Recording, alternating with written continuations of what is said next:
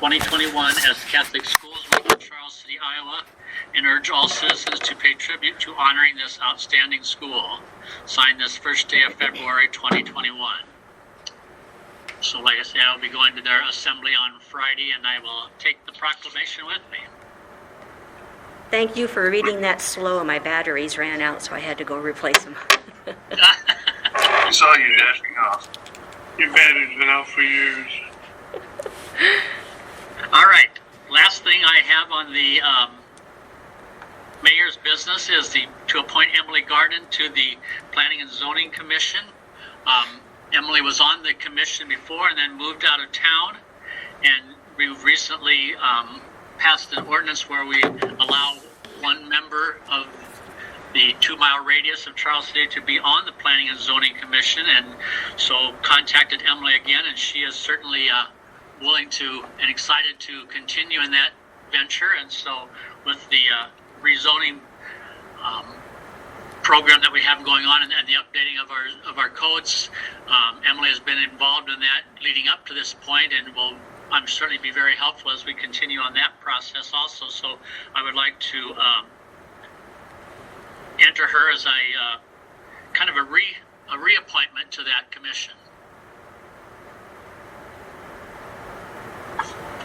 So move.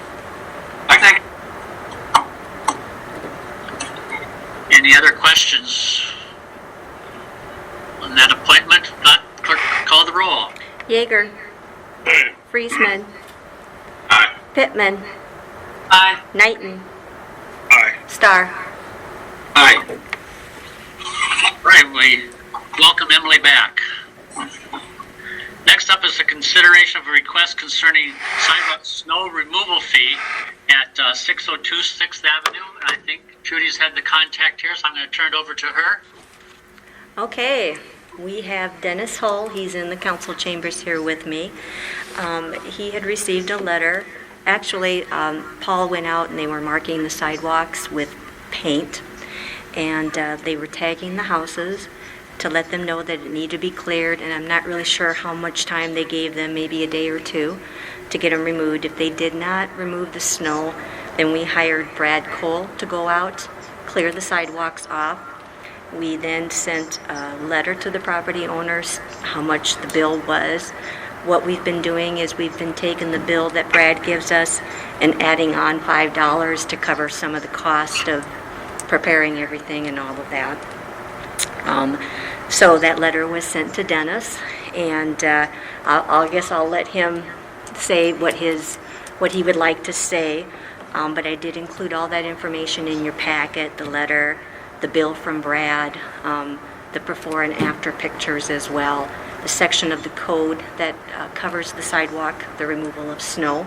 So I'm going to go ahead, I think, and turn it over to Dennis here. So I'm going to flip this around. See that okay, Dennis? Yep. Mr. Hull and Trudy, if I could just maybe give council a quick summary of that code section and why we're having this hearing tonight. I think that some context might be helpful. Sounds great. Thanks, Brad. So our code, chapter 136, requires property owners to remove snow and ice accumulation from their sidewalks within 24 hours.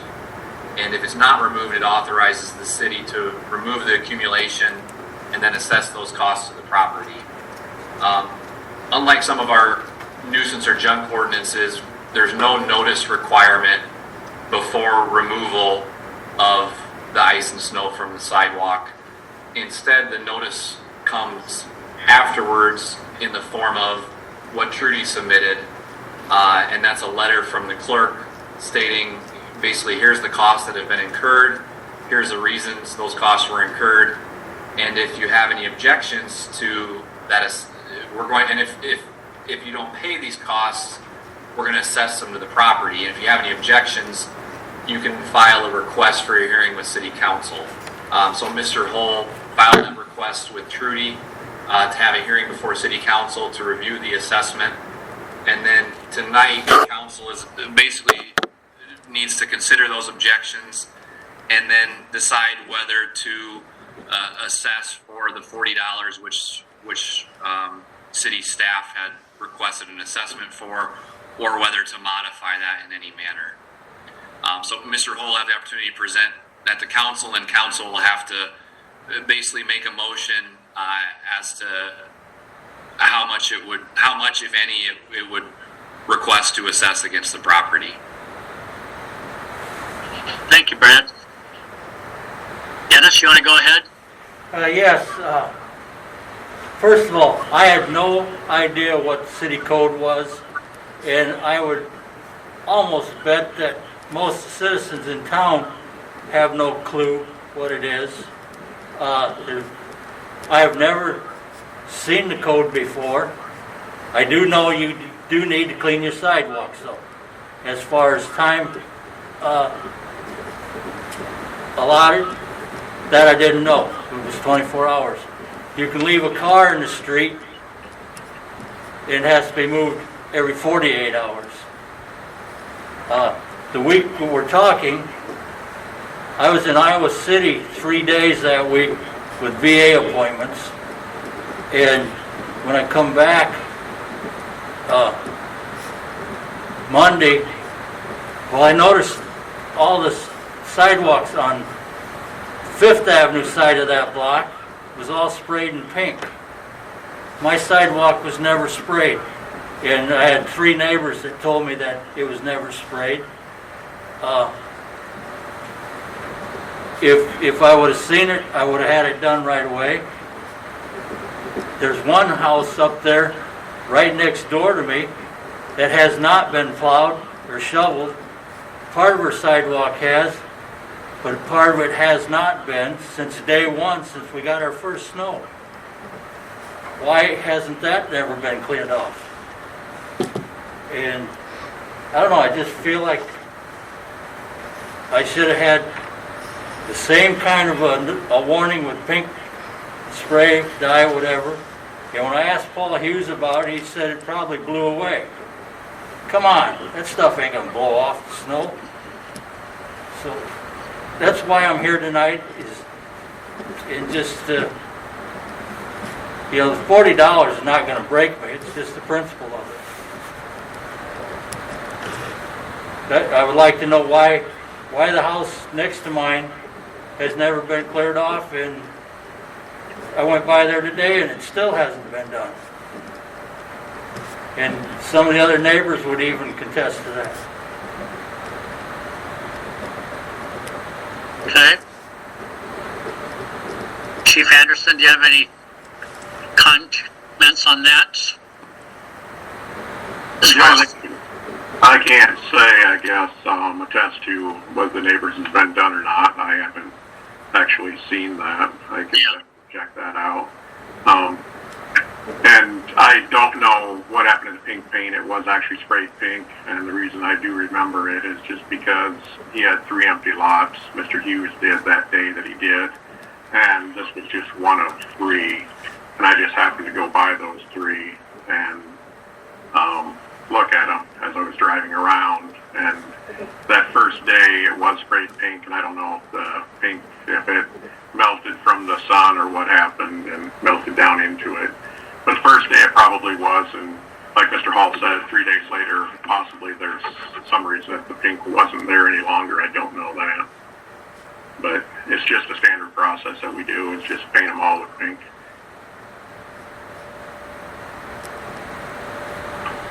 Any council members have any questions or comments?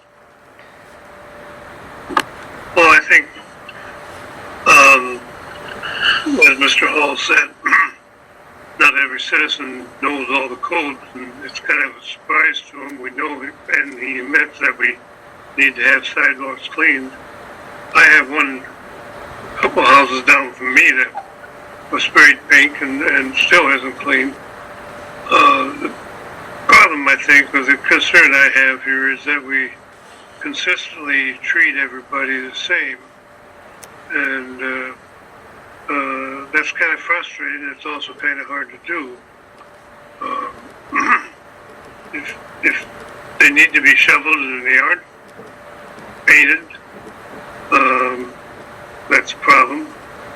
The one near me was painted and never went away. I mean, you're still getting a dull pink on it. So I know we gotta do it, we gotta get them cleaned. I think we need to initially concentrate on the walks going to schools, which First Avenue is, because those are usually the most heavy. But I got a little concern here for Mr. Hall says, because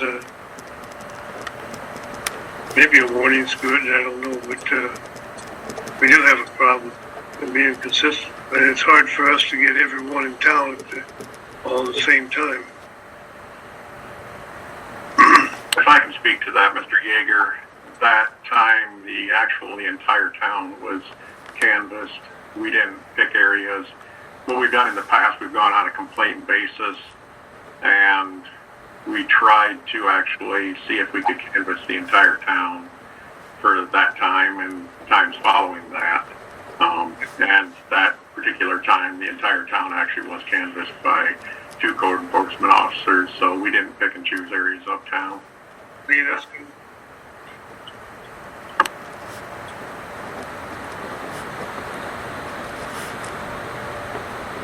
Anyone else with a question or comment? You go ahead, Phoebe. When you do a time like that where you canvass the whole town, how do we make sure that all of the shoveling of those walks that have been sprayed is done like maybe in the same day within, so that way there isn't a situation like someone's walk has been sprayed, but our contractor hasn't been out to shovel it yet, and it's 3 days as opposed to someone who was shoveled within 24 hours. Do we make sure that it's shoveled all on the same day, every walk that was sprayed, or could there be a delay between spraying and shoveling? Well, there is a delay between spraying and shoveling. So normally what happens is they're sprayed one day, and then the next day, normally, sometimes the day after, depending on how busy code enforcement is, they go out and recheck the walks. If the walks have still not been shoveled, then we contact our contractor at that time, and they go out and do them all in one day. We have had issues where they weren't able to do them all in one day, so we did nobody's at that time just so that we wouldn't pick and choose, and then we tried to wait until the next day so everything was done at once, so that we didn't get people claiming that, well, my neighbors got shoveled and mine didn't. So we did that for that exact reason. It's a very long process. It takes them about all day long to do the entire town. And it's the first time we did it, we probably had, I would guess, a few hundred or at least a couple hundred walks. Most of those got shoveled, and I can't say, Trudy could probably say the numbers that didn't get, that we actually ended up having shoveled. They were very small compared to the ones we didn't. So we do canvass the entire town. And then most of them after the paint do get taken care of.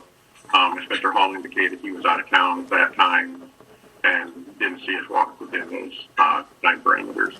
We have actually tried to do a more thorough notification of people. So besides spraying pink, we hang a door hanger, which is a bright green door hanger on the door of the residence. Obviously, there's no residence at this address. It's an empty lot that Mr. Hall owns. And so we've actually tried now to make a better notification to either abandoned houses or to empty lots and make contact with those people if we're able to. Sometimes we're not always able to. They're either out of town, we don't have a contact number, and obviously snail mail wouldn't be very effective considering sometimes we actually shovel the next 24 hours. Thank you. Yep. Phil, did you have a question? He actually answered my question. I was going to say, what was the time frame from when they, actually spray the concrete and put up the notifications until they actually do the shoveling of the sidewalk. I guess I do have one other question about that.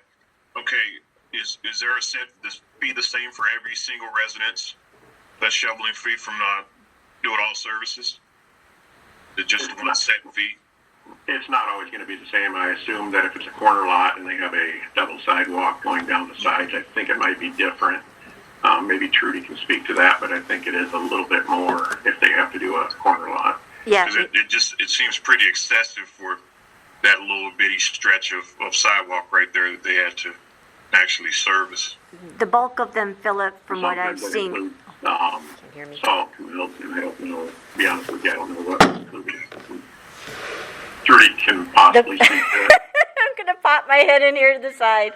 The bulk of them, as I've looked at the list, are each like $35. I think we're a couple of 40, 45 ones this last time, but it does depend on how long of a stretch that they do. So we just take whatever Brad's bill is, and that's what we charge.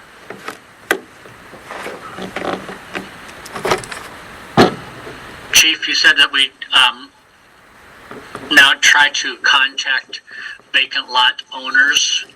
Did this kind of come up since this problem, or have we been doing that before?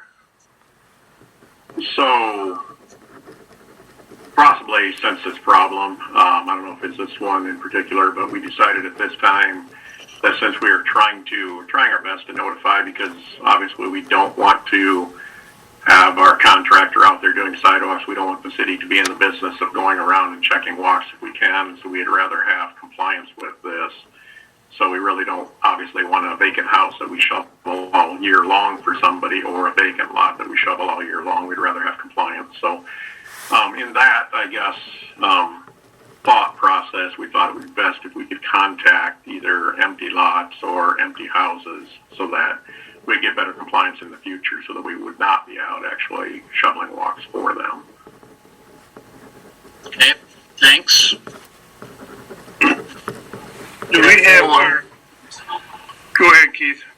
I was just going to tell Mr. Hall I was sorry that he had to spend 3 days down in Iowa City at the Veterans. If that was the hospital part, I hope things are going better for you. It's getting better.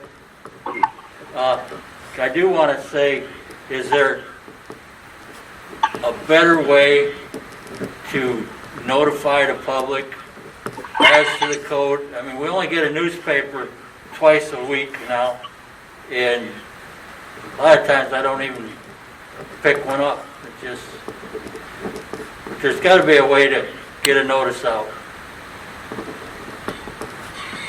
I used to, when I lived up there on that corner of F and 5th Avenue, I was out there before the sun come up and get sidewalks done. And I would do not only mine, I'd do 3/4 of that whole block. So it's not beyond me to get up there early.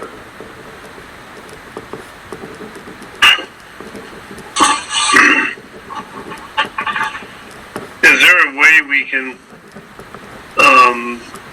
because I understand what the law says, and I think we need to have that and need to enforce that, but I think it's somewhat blindsiding some people on it, because they're not acquainted with the code and so on. Is there a way that we can put it on our website and put a blurb in the paper now and then, that you must do this to try and get it, as somebody said, publicly out there, that it needs to be done, and everybody knows they need to shovel the walk, and we don't want anybody ignoring that and getting away all winter with it. But and I know Mr. Hall, I know his house on 5th and F, he always did keep that very clean. But I think we need to get the public educated that it's got to be done. As a result of the meeting tonight, I think if we can get something out there saying, here's what's going to have to happen, get it done in 24 hours, restate the code on our website, in the press, whatever it is, to do our best to get it out there. But I think your average citizen don't know that. They should, obviously, but they don't. I don't mind skipping this one, but I'd like to make sure that we don't have it happen in the future, and we try and educate the people on it. Would it be possible to have a reminder printed on, like, water bills, or just like a quick one line? We don't have the capability. Something that everybody gets? Yeah, I don't know. unfortunately, Phoebe, we don't have that. Space left on the water bills, I Yeah, guess. And we can't do that. Too much money on it. What do you do with people that are housebound and say with COVID they're sick and they can't get out there? Well, actually, what we've had there, Mr. Hall, is we actually had a very good, citizen come forward.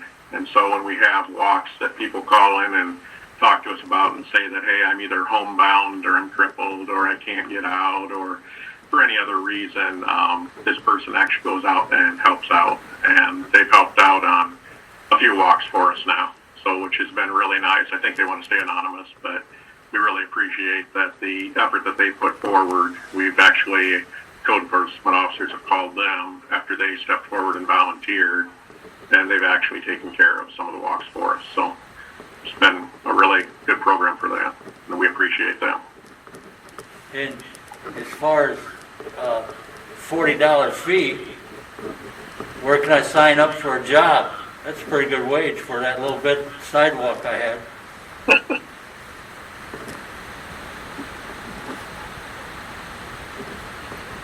So any other comments, or anybody would like to make a motion one way or the other, or how would you like to proceed?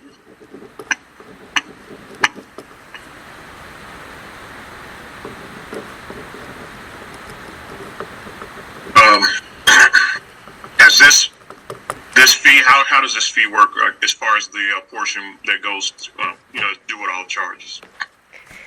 Do they charge it to us or do they charge it to the actual?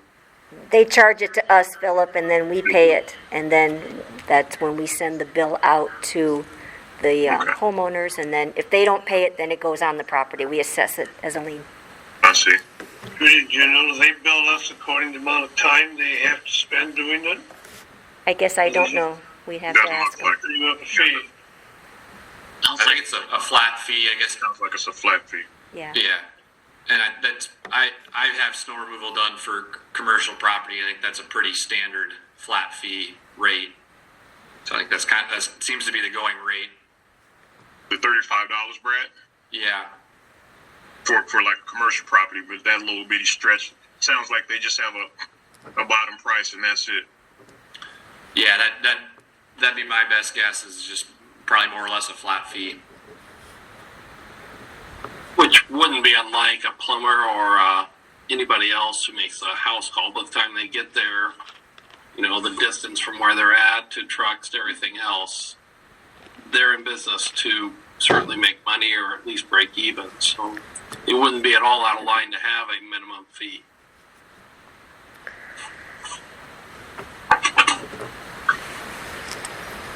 I think with the mix-up we had here with the, lack of warning, or guess whatever you want to say, or anything like that, I would probably make a motion that we split the difference and only charge $20 for this instance. And then, since it sounds like we have a policy going forward also in order to deal with, situations like this. So it seems like we may be able to settle it in the future, but this one kind of caught us off guard. So that's what I would do. I would make a motion to split the difference of the cost of the fine.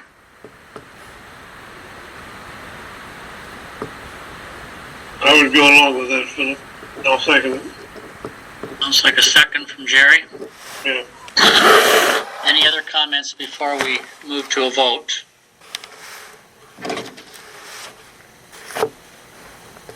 Clerk will call the roll. Friesman. Nay. Pittman. Aye. Excuse me. Knighton. Aye. Starr. Aye. Yeager. Aye. All right, so we will, Thank you, Mr. Hall, for coming to the meeting. Thank you. Thank you. and like Chief, like you said, we kind of have a new protocol now on vacant lots and vacant houses. I do, but I will warn you that we will not make contact every time. So we'll do our best, but our best is always not going to be able to make contact. Some of these lots, and obviously this one may be different, but some lots are owned by people that we're unable to make contact with.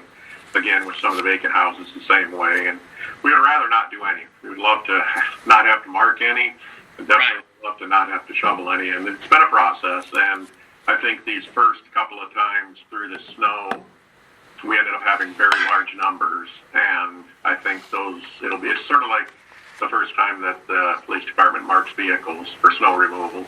It'll, throughout the winter, it'll get better and the people will get educated, and then after that, hopefully the numbers will be way down.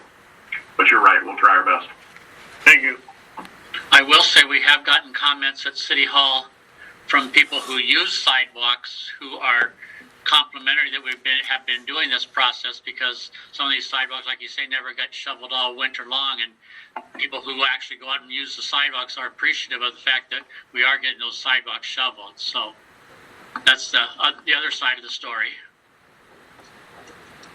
All right. Well, let's move on then to Resolution 1221, Check for the $20. which is setting a public hearing on the maximum levy for fiscal year 22. Discussion, is that you, Trudy, again? Yeah, I guess it could be. I can Hold probably, on. I mean, Would you so get, the max levy, that's that new feature that came into effect last year from the state, as far as we have, specific levies that if they are to increase in aggregate by more than 2%, we have to have a supermajority to approve that. But regardless, we need to set that public hearing for the max levy to hear what that change in levy rate is going to be. The levies that are impacted are basic general fund levy, transit, liability, health insurance, FICA, IFRS, police and fire retirement. Those are the ones that qualify for that max levy. So, looking at those max levies, as you can see from Trudy's attachment there, we're looking at a 1.25% increase in those levies. And so, not to be confused with the entire consolidated the entire levy of the city that will likely increase more than that 1.25, but the ones that are impacted by the max levy provision are only going up a smaller portion. So, like debt service, library, airport, those are not subject to the max levy provision. So basically, we just need to set public hearing, which we'll hold at our next meeting, and hear any comments on what that max levy is going to be for specific levies, not the entire levy.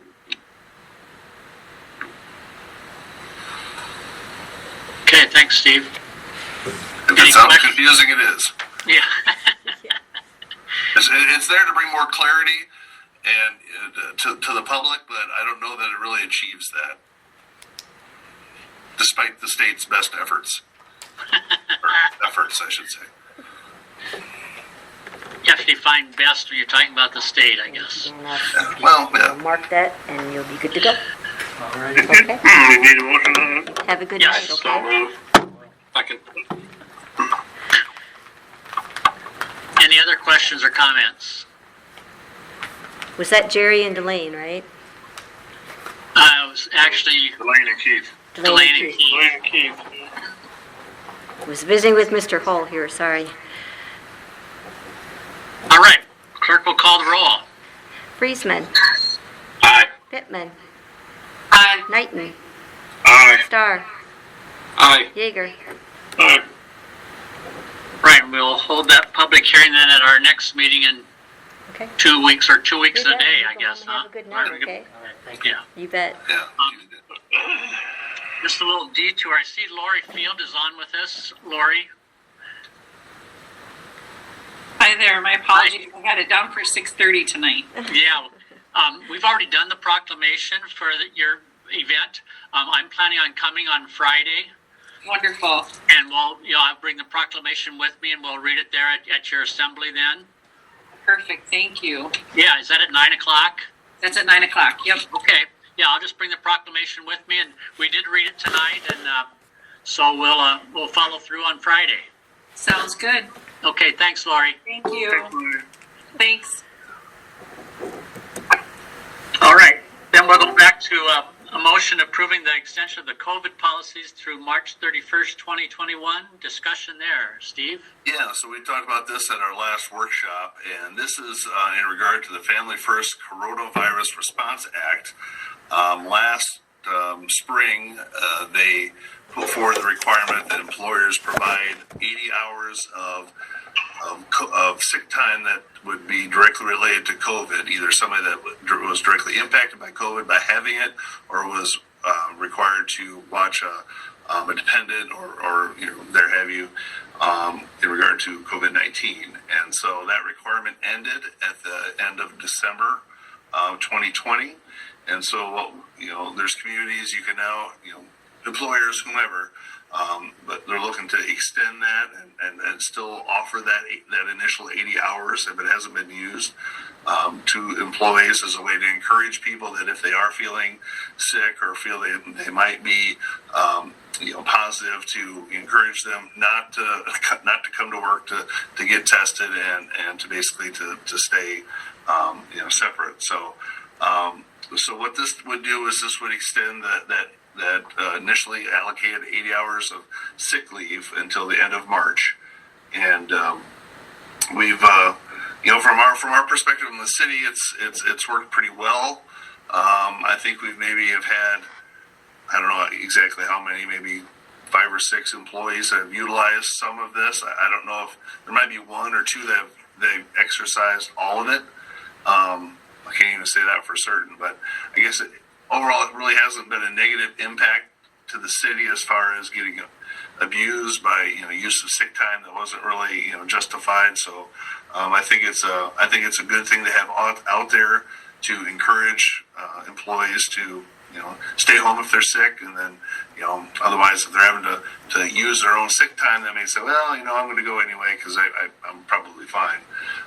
This helps give that little extra buffer there and encourages that. So I would ask and recommend that we approve this extension through March 31st of 2021.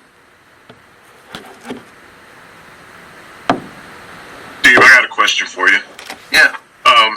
Did we have anyone that used this service during January 1st through today? I think there was 1 or 2 at the library that Okay. the first So week. how I did you think, and then how did you guys handle that situation, being that the previous policy had expired December 31? we told them to go ahead and use sick leave, and if this happened to pass, then we would just make that adjustment. Oh, okay. I'm all for extending it, but I'm also for you've got to be very careful and don't get abused because it'd be very easy to abuse it. That sounds like you have been. 1 second. Any other questions or comments?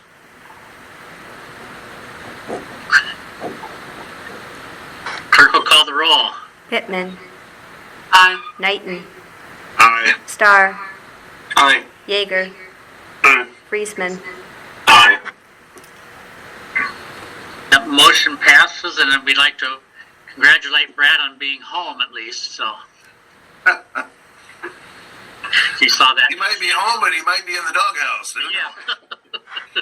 I would have been if I didn't get up. All right. Well, let's move on then to Resolution 1321, which is concerning the official street name for Yorkshire Boulevard. We'll have discussion there. So we've had. Steve, okay? So we've had a good amount of discussion on the Yorkshire street naming dilemma, and really, it's really an interesting case where we have a street that was originally platted as Yorkshire Boulevard. Somewhere along the line, they got changed to Drive, and so then entities pull that information from different sources. So some end up with Drive, some end up with Boulevard. People move there, they live there, they get their documents one way or the other. And you go to the county assessor's site, you find it 3 different ways: Boulevard, Drive, and just Yorkshire. So at some point they said, we don't know. So I think this has been a good exercise to get through this, to figure out what it's going to be specifically, because what really brought to light was the whole census counting thing. And when you're not able to count your citizens and have accurate information, that leads to all sorts of issues with not just with knowing the population, but with people's information what it should be, and it could run into problems. I'm surprised it hasn't come up before this as being an issue, quite honestly. So I think it's good that we've really vetted this out. We talked to property owners, we surveyed them. There was really nothing overwhelmingly conclusive one way or the other, and so it's we've. At the last meeting, motion was passed, so let's move towards approving this as Boulevard. We heard some additional comments from citizens in the days following that. I think several of you have probably talked to some folks. I know I have, but we got to go one way or the other, and either way, we're going to pick something that probably somebody's not going to be pleased with, because somebody's going to have to change on this. And so, as long as we're all now going to be on the same street.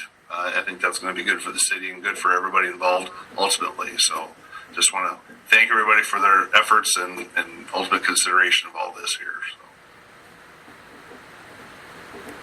So. We vetted this pretty heavily in a couple of meetings. No, I think we're in a situation where city platted the street as Boulevard. It was signed as Boulevard. How it got changed, nobody knows. I think it was just changed verbally. It's going to cause some residents an inconvenience, as you say, to change their credit cards or passports or whatever they have to change to get it to a Boulevard. But if they would move to another address, they have the same problem. They got to change everything. But I make a motion we make it Boulevard.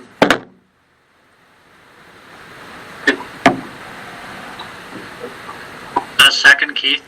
Yes. Okay, thank you. Any other questions or comments? I got a real quick question for Chief. Sure. I don't know, maybe you can answer this or not. Is this going to be an issue with driver's license? Say they wanted just to wait until their driver's license renew in order to change it from one to the other, maybe drive to Boulevard. Is that going to be an issue if it says drive on their license versus Boulevard? No, shouldn't be an issue at all. Okay. That was actually a question that was asked, so. Nope, that should be fine. Good question, though. Anybody else? Clerk will call the roll. Knighton, Aye. Starr, Aye. Yeager, Friesman, Aye. Pittman. Aye. All right. Move on then to Resolution 1421, which is approving a lease agreement. Discussion here. Is that John or Steve? Well, I guess I'll just say, we've had a good amount of discussion on this too, as far as the request for reserved parking stalls. And I know in my few days away this last week, we were able to put together an agreement, get most of the details hammered out here for your consideration. So I guess I'll turn it over to John or Brad, Trudy, to talk about any of those details. Brad, you maybe had some contact with this? Yeah. As Steve mentioned before he left, he sent me some details as far as the latest council conversation. Had some follow-up discussion with both John and Trudy and Charles Chandler.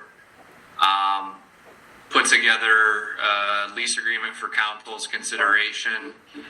I think it touches on all the items that were tentatively agreed upon, and I believe that the 7 stalls that Steve identified on the exhibit were what was ultimately agreed upon. I guess some of the main points, it's conditioned upon Charles Chandler's entity entering into a lease agreement with a federal agency, and it is limited to the parking or storage of government vehicles, so it can't be used for any other purpose. It's a 3-year lease, which is the maximum that can be done under Iowa code without. If you enter into a longer lease, you have to have a public hearing before approval. So it is a 3-year lease with the ability for either party to terminate after those 3 years. If neither party terminates, it'll renew on a year-to-year basis. Nominal consideration of $1 a year. Installation of any signs or markings have to be approved by the city in writing before that's completed. And the owner or tenant is responsible for maintenance of those spots, snow removal. They're required to provide adequate proof of insurance before the lease starts. And we have a tentative lease start date of October 1st, as I believe that is when Charles potentially anticipated the lease with the federal agency beginning. They have to sign it too, Brad? Ultimately, we included a provision that Charles Entity Hoover Properties can assign the rights and obligations to a federal agency under the terms of this lease. So the tenant would not have to sign the lease. Well, I mean, they put the signs up that these are reserved for government vehicles or whatever. Yeah, correct. They'd be responsible for putting those signs up at their cost, and it would just require city approval before they're installed.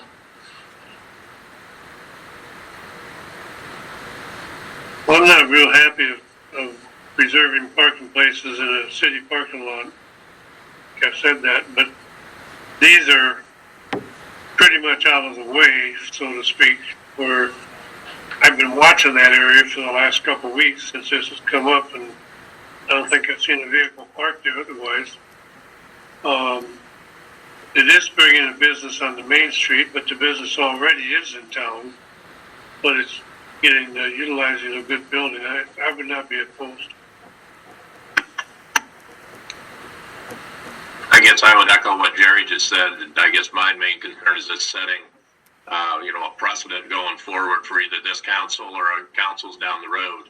And again, this is a business that's already here. I don't think we're going to see a whole lot of changes in traffic patterns, but kind of getting somewhat painted into a corner here with this thing. So.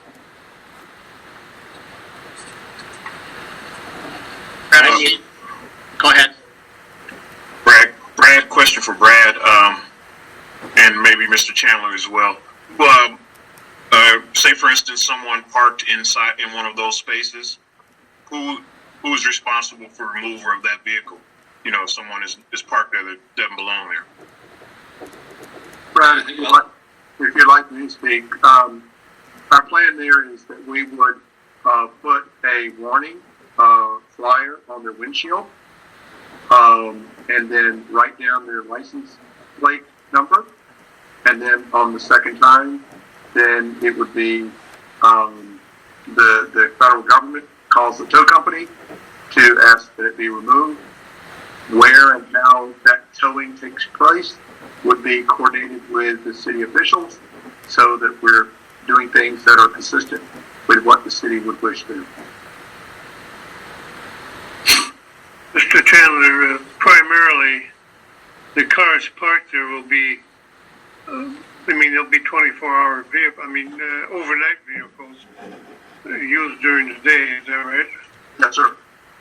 And so I think to answer that, Philip, I don't think there'll be a lot of problems on other people fringing on that because there's a lot of closer parking places that they can have. That's why I'm kind of backing off on this because I think this is on the fringe. So I don't think it'll interfere with the present parking of our citizens, so to speak. The only times I've really ever seen that area utilized for parking is like on the 4th of July or something like that, which during those types you would have the government cars there anyway all for 24 hours. So obviously we could have some infringements, but they have to be taken care of, but I think it could be very little. And I agree with that, Jerry. I was just, thinking of trying to cover all the angles. Want us to be responsible for towing a vehicle, when this arrangement is not to our benefit. Well, no, Chief Anderson is still on it now, but if somebody parked there, it'd be violating city code or city authority, and they can get a ticket, I would think. Well, that's why I was asking the question. That's fine. I can try to answer that question. The code would have to be changed in many different respects for this to all happen. And I know I'm coming in on the tail end of this. I was on the beginning of this. But the code would have to be changed for allowing vehicles to park overnight in the parking lot. I would really hesitate to allow somebody to tow a vehicle off of city property. I would pause with that, even whether it be the federal government, I guess, being the person to do that. We would only enforce that parking there if it was in the code and actually enforceable, if that answers your question, Mr. Knighton. Otherwise, we would not step forward into that. We enforce no parking that is actually in the city code. So if these spots designated so they need to be actually recorded into the city code somewhere as being as such, and then you'd also have to reflect that in the different parts of the city code for snow removal and also for overtime parking. And I hope I didn't just muddy the waters for everything, but there's a lot of different, I guess, aspects to think about with this whole thing. I would certainly think, Brad, that'd be the last place we'd ever want to go with this type of deal, wouldn't it be? He was cutting out a little bit, so I guess maybe you can clarify your question, Delane. Well, the way I took Hugh's response was that if the city was really going to get involved in any possible towing and things, we'd have to enter all this type of stuff into the city code. And I would certainly think we would not want to go there unless we absolutely had to. Right, and I think that's what Phil's question touched on, is the city isn't going to have any obligation for, enforcement of these reserved spots. That would be left to the owner and tenant. Brad, I see you talked about snow removal. So if it snows overnight and the city plow that parking lot and plow them in, that's their problem? Right, and I think Steve did have on that map the snow piling area. And it's on the other end of the parking lot, but yeah, I mean, it would be their responsibility to address that. Okay. Probably either put the snow on the pile or put it up on the grassy area in front of the cars, right? This is Charles. Yes, that's correct. And that, our engineer or person that would be shoveling the walk in front of the building and around the building and all that would be the same person that would come out and shovel around the cars, unless in coordination with the city, that they would rather us do some other arrangement. That would take some coordination on your part, on part of your client and the city. I mean, I think for the most part, Dirk from the street department, they're just gonna plow from behind there and plow away from the cars and towards that pile. And so when they come out to move snow, they just have to shovel it from in and around the vehicles, and probably put it up on the curb, just not where it's been plowed. So. Okay. Any other questions? I know I'm getting a little soft, but I'll move to go ahead and approve it. I would second that. Anybody else with any questions or comments? Clerk will call the roll. Starr, Aye. Yeager, Aye. Friesman, Aye. Pittman, Aye. Knighton. Aye. All right. So then, Mr. Chandler, you'll get back to us when your group has signed this and when you have a plan. Is that kind of where we're at? Yes, sir. That's correct. All right. Thanks for joining us. Thank you very much. Appreciate your consideration for everyone. Thank you.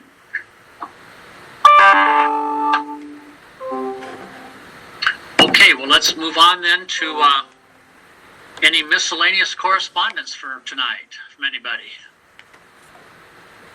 I see there are a couple of council members that have a letter in your box out here in front. I know Phoebe's is there, and I don't know whose else is. I know Delane got his and Jerry got his, but I did see a couple letters that had been there. It's an I know what the letter is because I saw Delane's, but it's a anonymous letter. But you might want to just pick that up sometime. Anything else, Trudy? No. Okay. Brad, anything else on your end?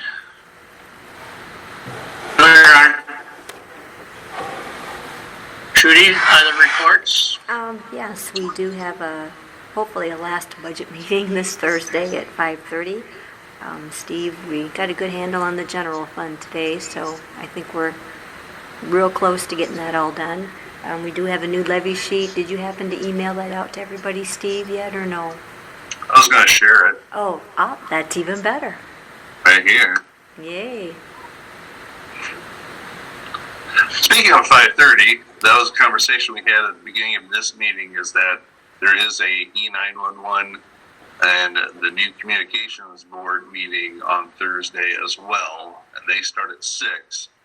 And while I'd like to think we would be done in a half an hour as we review and make some final discussions, I don't know if that's feasible. So I was wondering if maybe we'd want to start at 5 o'clock on Thursday the 4th, if that would work.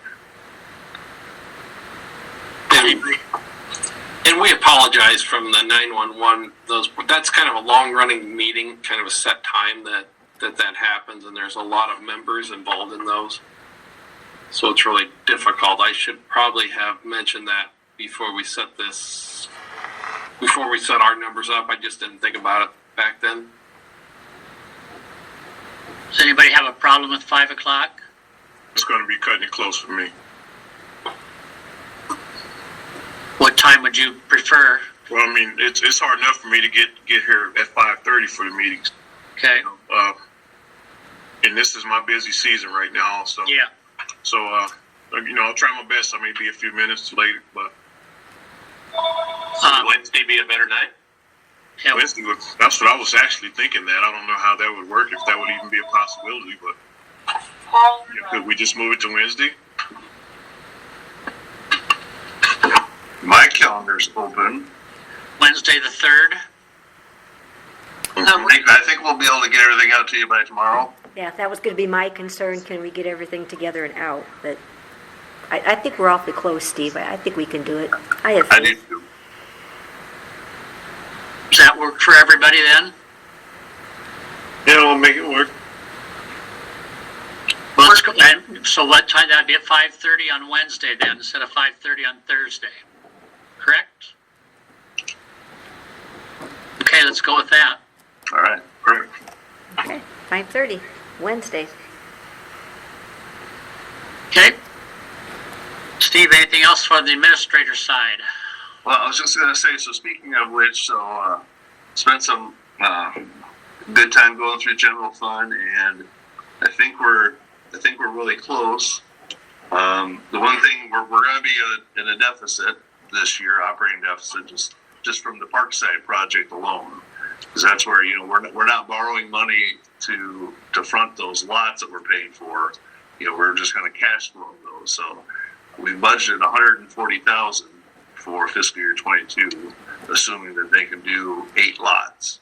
So we would have that 140 that we would front, and then we'll get reimbursed for those over the next several years through TIF. But that's going to be about $140,000 of revenue that we're not going to have.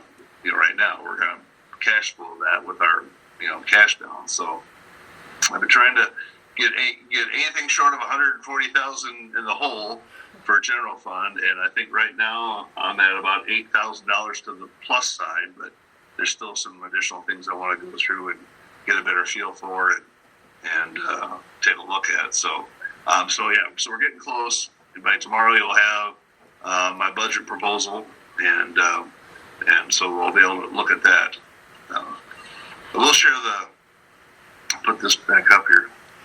So the new improved levy sheet, as you recall, we started at 1629, then we went to 1627. Now, as of right now, we're at $16.20 for the levy rate, and so that's compared to the current year we're in, 1602, it does go up by about 18 cents, about 18.5 cents. And nothing has changed up in here. These are all pretty much where they're going to be. The changes down here are in the short-term borrowing. I made some small adjustments in between some of these different ones where we cut back on some of the costs. PD equipment was one, the tornado siren replacement, and as well as the TLC portion. So I've cut back on that one some. So that'll all be part of the budget proposal that you'll see.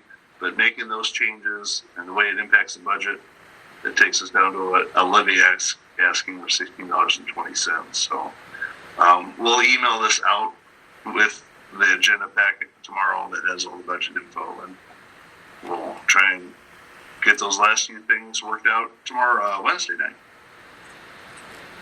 So on Wednesday night, things like the TLC proposal and some of those more discretionary things, that's kind of what we're discussing on Wednesday night. If the council has any strong feelings one way or the other on some of those different, the depot project, the TLC, the park projects, fire station roof, all those different kind of things. That's kind of what we're going to wrap up on Wednesday then. Yeah. I'm going to put a budget together, and then you can tell me what you want changed. Okay. Good. The last piece we were waiting on today, that it's really tricky, the state backfill, and they went to the 95% rollback of commercial industrial. That's what was difficult before is even more difficult now to calculate, and we got that calculated out. So that actually brings in $120,000. That's a really, I mean, when they talk about, cutting that or not funding that, I mean, that's a huge deal for us because, I mean, that's how we're going to balance or not balance. It's not as if we don't need it. So I just want to make that clear that it's definitely appreciated that we get to keep that funding. So that's figured into the budget as you have it. Backfill's included. Yes. Okay. Yep. Those are the difference makers: the backfill and then the parkside piece. Okay. So. All right. I think that's all I have for tonight. Glad to be back. Glad to have a shorter beard. Fishing was fun, but it's good. It's good to be back. So that's all I have for tonight. All right. Thank you. Any board, commissioner, committee reports? If not, we would entertain a motion to adjourn.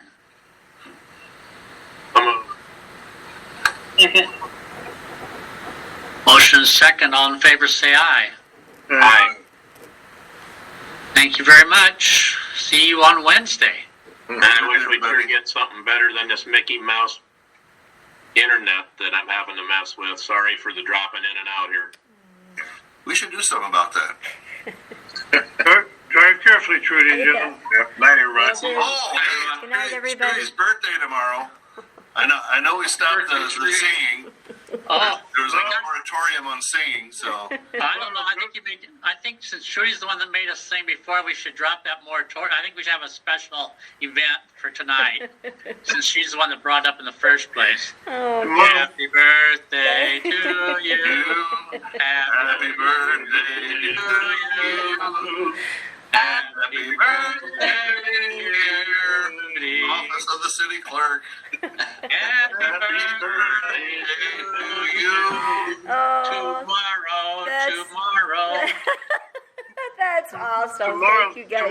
Groundhog Day, and the groundhog is younger than Trudy. You, Yes, you're my dogs. you guys can call me tomorrow, and I'll let you know if I see my shadow. Okay, I'm Charles City's answer to Puxatawny Phil. So I'm sure that would make you jump. Everything else does. Yeah. We don't want to go there, do we, Steve? Stand clear. Wear eye protection. All right. Good night, everyone. Good night, everybody. Good night.